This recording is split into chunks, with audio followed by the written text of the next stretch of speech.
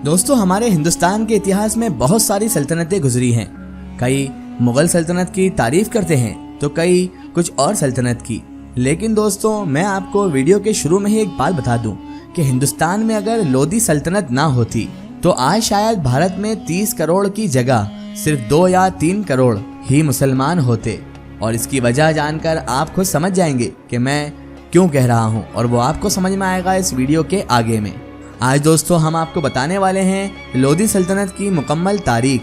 लोधी सल्तनत किस तरह हिंदुस्तान में आई और इसे किसने ख़त्म किया और किस तरह इसे एक मुस्लिम बादशाह ने ही ख़त्म कर दिया था। लोधी सल्तनत की नींव रखी थी बहलोल लोधी ने। कौन था बहलोल लोधी और कैसे उसने दिल्ली से सैयद सल्तनत को उखाड़ फेंका था। दोस्तों, आज की इस वीडियो में हम आपको बताएंगे बहलोल लोधी, फिर उसके बेटे सिकंदर लोधी, फिर उसके बेटे इब्राहिम लोधी, जिसे 1526 ईस्वी में ज़हीरुद्दीन मोहम्मद बाबर ने हराकर लोधी सल्तनत का खात्मा कर दिया था।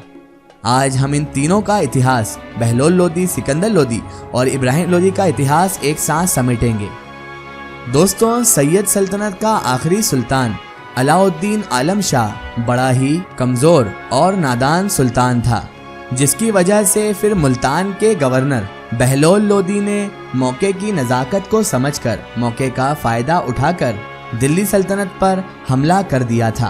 और उसके बाद सैयद सल्तनत के सुल्तान आलम शाह को रफा दफा करके 1451 ईस्वी में यानी 1451 में दिल्ली में लोधी सल्तनत को कायम कर दिया। दिल्ली में लोधी सल्तनत कायम की। बहलोल लोधी ने जब सत्ता संभाली तो उस वक्त वो 50 साल का था, यानी बहलोल लोधी की जो पैदाइश थी वो 1401 ईस्वी में हुई थी। और दोस्तों, आपकी जानकारी के लिए यहाँ हम आपको बता दें कि बहलोल लोधी एक अफगानी पठान था। अब तक दिल्ली में तुर्कों की हुकूमत चल रही थी, जबकि बहलोल लोधी ने दिल्ली में अफगान पठानों की सल्तनत को कायम कर दिया था, यानी लोधी सल्तनत को। बहलोल लोधी के पहले दिल्ली सल्तनत की बहुत खस्ता हालत थी। उसके बाद बहलोल लोधी ने अपनी कमर कसी और फिर बहलोल लोधी ने आसपास की छोटी छोटी रियासतों को फतह करना भी शुरू कर दिया, यानी कि उसने आसपास के इलाकों को फतह करना शुरू किया ताकि वो सल्तनत को और ज़्यादा मजबूत बना सके और ज़्यादा मजबूत कर सके। दोस्तों, यहाँ हम आपको बताते चले कि बहलोल लोधी जो था उसकी एक खास बात थी, यानी उसकी एक खासियत थी कि वो सब लोगों को एक जैसा सम्मान दिया करता था। सब लोगों को उनके हिसाब से बिल्कुल सम्मान के साथ रखा करता था। यानी कि दोस्तों, आपको एक बात बताते चले छोटी सी, कि जब बहलोल लोधी अपने दरबार में आता था तो वो दूसरे सुल्तानों की तरह तख्त पर नहीं बैठता था, बल्कि आम लोगों के साथ ही, यानी जो सरदार हुआ करते थे उनके साथ जमीन पर बैठकर ही सल्तनत के सारे निजाम को देखता था, हालात सुनता था और उस पर फैसले करता था। सुल्तान की तरह तख्त पर नहीं बैठकर, बल्कि एक इंसान की तरह इंसान को समझते हुए उन्हीं के साथ जमीन पर बैठकर वो सारा निजाम चलाता था। इसके अलावा दोस्तों, आपको बताते चले कि बहलोल लोधी इस्लामिक शरीयत का पक्का पाबंद भी था। बहलोल लोधी ने अपनी सल्तनत में दीन की दावत का खूब काम करवाया था, जिससे कि कई गैर मुस्लिम लोग इस्लाम से आकर्षित होकर, प्रेरित होकर इस्लाम कबूल कर रहे थे। और दोस्तों, आपको बताते चलें कि बहलोल लोधी की सबसे बड़ी जो चुनौती थी वो थी जौनपुर की रियासत, जो तैमूर लंग के हमले के वक्त की बात है कि दिल्ली सल्तनत से वो अलग हो गई थी। उस वक्त जौनपुर का हुक्मरान था महमूद शाह।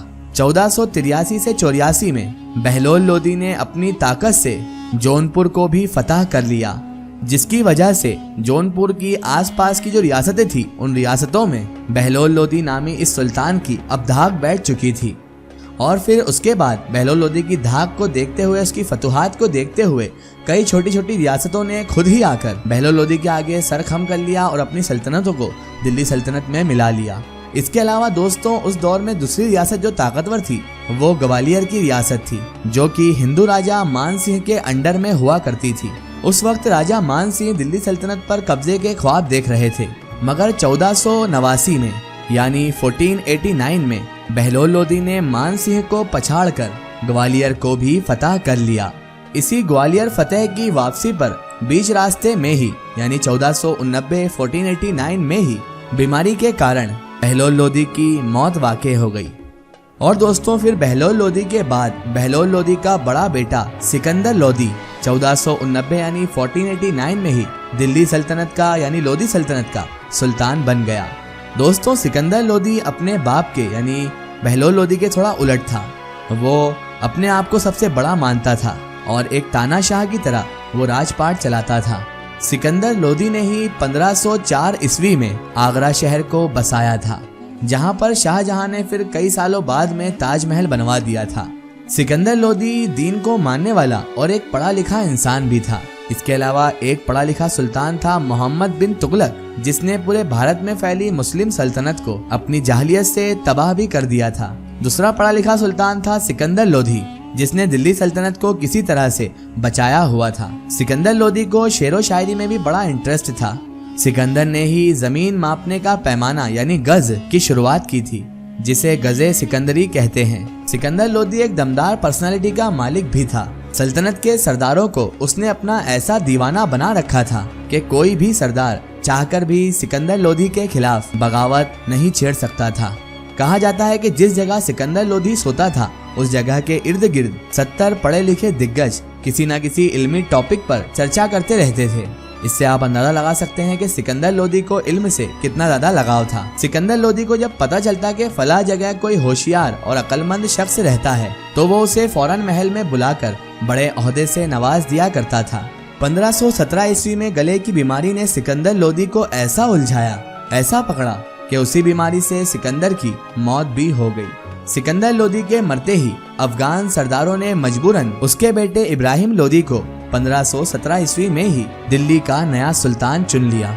ये वही इब्राहिम लोधी था दोस्तों, जिसे पानीपत के मैदान में बाबर यानी ज़हीरुद्दीन मोहम्मद बाबर ने हराकर लोधी सल्तनत का सुपड़ा साफ कर दिया था। दरअसल दोस्तों, इब्राहिम लोधी जो था वो थोड़ा अकड़ू किस्म का सुल्तान हुआ करता था। वो अपने अफगान सरदारों को जैसा मन होता था वैसा बेइज्जत कर दिया करता था। जब चाहता वो इन सरदारों को कैद खाने में डाल दिया करता था। यही कारण था कि अफगान सरदारों में अब बगावत पनपने लगी थी, लेकिन इब्राहिम लोधी के सामने कोई कुछ कर नहीं सकता था। दौलत खान लोधी, जो कि पंजाब का सूबेदार यानी गवर्नर था, उसे इब्राहिम लोधी का ये तंजिया रवैया पसंद नहीं आया था और फिर उसने बगावत की शुरुआत कर दी। उधर मेवाड़ का राजा यानी कि राजा राणा सांगा भी दिल्ली सल्तनत को उखाड़ फेंकने की ताक में थे। दूसरा इब्राहिम लोधी का जो चचा था, जिसका नाम आलम खान था, जो सोचता था कि इब्राहिम लोधी कमजोर सुल्तान है, इसकी जगह अगर मैं सुल्तान बन जाऊं तो सल्तनत शायद मजबूत बन जाएगी। वो भी अब सल्तनत के लालच में इब्राहिम लोधी का कट्टर दुश्मन बन चुका था। अगर उस वक्त तीनों में ही इतनी हिम्मत नहीं थी कि मिलकर भी वो इब्राहिम लोधी को हरा दें। इसीलिए राणा सांगा, दौलत खान लोधी और आलम खान तीनों ने अफगानिस्तान के हुक्मरान ज़हीरुद्दीन मोहम्मद बाबर को इनवाइट कर लिया कि आप दिल्ली आकर इब्राहिम लोधी पर हमला कर दो और दिल्ली का सारा खजाना ले जाओ। तीनों सोच रहे थे कि बाबर इब्राहिम लोधी को हराकर वापस अफगानिस्तान चला जाएगा और पीछे से हम तीनों दिल्ली सल्तनत को आपस में बांट लेंगे, मगर तीनों का सपना ये धरा का धरा रह गया। 1526 ईस्वी में बाबर ने पानीपत के मैदान में इब्राहिम लोधी को हरा दिया और दिल्ली पर अपनी हुकूमत को कायम कर डाला, जिसे आज मुगल एम्पायर यानी मुगल सल्तनत के नाम से दुनिया याद किया करती है। बाबर ने इब्राहिम लोधी को पानीपत के मैदान में कैसे हराया और कैसे फिर भारत में मुगल सल्तनत कायम हुई, कैसे भारत में मुगलों का राज कायम हुआ, इसके लिए हम आने वाले समय में एक मुकम्मल वीडियो बनाएंगे। अगर आप चाहते हैं कि हम वो मुकम्मल वीडियो बनाएं तो आप हमें कमेंट सेशन में ज़रूर बताएं, तो हम जल्द ही उस पर काम करना शुरू करेंगे। फिलहाल दोस्तों, आज की हमारी वीडियो में बस इतना ही। अगर ये वीडियो आपको पसंद आई है तो इसे ज़्यादा से ज़्यादा शेयर कीजिए, इसे अपने फ्रेंड सर्कल, अपने रिश्तेदारों तक जरूर पहुंचाएं। इसी तरह की इन्फॉर्मेटिव और हिस्टोरिकल वीडियो के लिए हमारे चैनल को सब्सक्राइब कीजिए और पास में दिए गए घंटे के आइकन को जरूर दबाएं, ताकि हमारी आने वाली हर नई वीडियो की नोटिफिकेशन आप तक पहुंचती रहे।